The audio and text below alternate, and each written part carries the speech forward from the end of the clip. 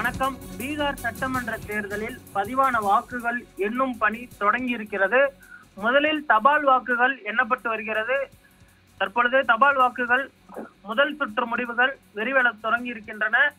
NDA கூட்டணி 12 இடங்களில் முன்னிலை வகிப்பதாக தகவல் வெளியாகி இருக்கிறது. அதே போன்று ஆர்ஜேடி காங்கிரஸ் கூட்டணி 7 இடங்களில் முன்னிலை வகிப்பதாக தகவல் வந்திருக்கிறது. ஜன்சுராஜ் அந்த கூட்டணி பார்த்தோம்னால் தற்பொழுது வரை எந்த இடத்திலும் முன்னிலை பெறவில்லை.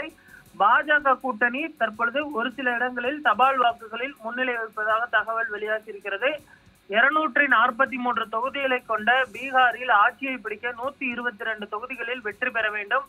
நாட்டிலேயே 3வது அதிக மக்கள் தொகை கொண்ட பீகாரில் மொத்தம் 243 சட்டப்பேரவை தொகுதிகள் உள்ளன. இங்கு கடந்த 6 மற்றும் 11ஆம் தேதி என 2 கட்டங்களாக சட்டப்பேரவை தேர்தல் நடந்து முடிந்திருக்கிறது. மொத்தம் 67.13% வாக்குகள் பதிவானது.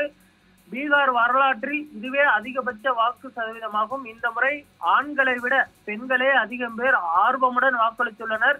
தற்போது ஆட்சியில் உள்ள நிதிஷ்குமாரின் ஜேடியு, பாஜகவின் தேசிய ஜனநாயக கூட்டணியும், தேஜஸ்வி யாதவின் ஆர்ஜேடி காங்கிரஸ் கூட்டணியும் நேருக்கு நேர் மோதுகின்றன. இதேபோல் புதிதாக களம் இறங்கியுள்ள பிரசாந்த் கிஷோரின் ஜன்சுராஜ் கட்சியும் களத்தில் இருக்கிறது.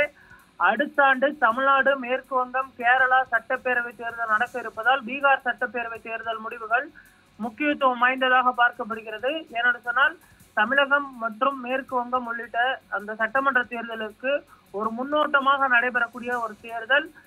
பாஜகவும் இதை ஒரு கௌரவ பிரச்சனையாக கருதுகிறது. மீண்டும் ஆட்சியை தக்க வைக்க வேண்டும்.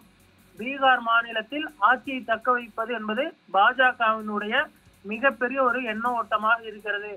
பீகார் சட்டப்பேரவை தேர்தல் முடிவுகள் தற்பொழுது தொடர்ந்து வெளிவந்து கொண்டிருக்கின்றன.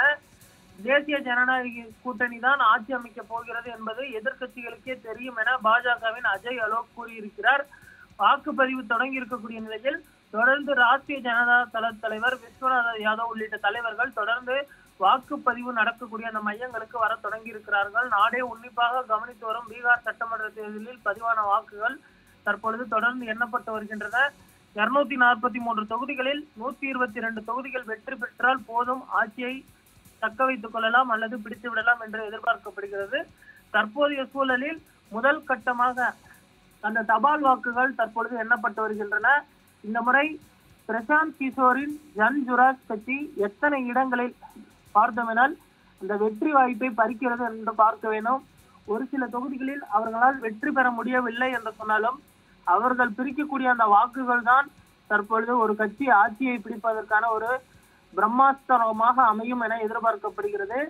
இந்த தேர்தலில் பதிவான வாக்குகள் தற்பொழுது தொடர்ந்து எண்ணப்பட்டு வருகின்றன. முதல் கட்ட முடிவுகள் தற்பொழுது வெளிவர தொடங்கி இருக்கின்றன. 10 மணிக்கு முழுமையான நிலவரம் வெளிவந்துவிடும் என எதிர்பார்க்கப்படுகிறது. முதல் கட்டமாக தற்பொழுது தபால் வாக்குகள் எண்ணப்பட்டு வருகின்றன.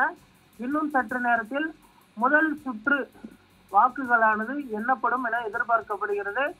10 மணி அளவில் எல்லாம் தெரிந்துவிடும் எந்த கட்சி ஆட்சியை பிடிக்கும் என்று. முழுமையான நிலவரம் தொடர்ந்து வெளிவந்தே கொண்டே இருக்கிறது. பிரதமர் நரேந்திர மோடி மற்றும் மத்திய உள்துறை அமைச்சர் அமித்ஷா அவர்கள் பீகார் மாநிலத்தின் தேர்தல் முடிவுகளை உன்னிப்பாக கவனித்து வருகின்றனர். பீகார் மாநிலத்திற்கு பாஜகவின் ஒரு குழு அனுப்பப்பட்டு இருக்கிறது. ஒருவேளை ஆட்சியை பிடித்தால் அடுத்த கட்டமாக என்ன நடவடிக்கைகள் மேற்கொள்ள வேண்டும் என்பது தொடர்பாகவும் ஆலோசிப்பதற்கும், அதே போன்று ஒரு சில இடங்களில் வெற்றி வாய்ப்புகள் கம்மியாக இருந்தால் அந்த தொகுதிகளை வெற்றி வாய்ப்புகளை உன்னிப்பாக கவனிக்க வேண்டும் என்றும் தற்பொழுது பாஜகவின் மத்திய தலைமை உத்தரவிட்டு இருக்கிறது. இந்த பீகார் மாநில தேர்தலுக்கு பின்பு டெல்லியில் ஒரு முக்கிய ஆலோசனை கூட்டமானதும் நடைபெற இருப்பது குறிப்பிடத்தக்கது.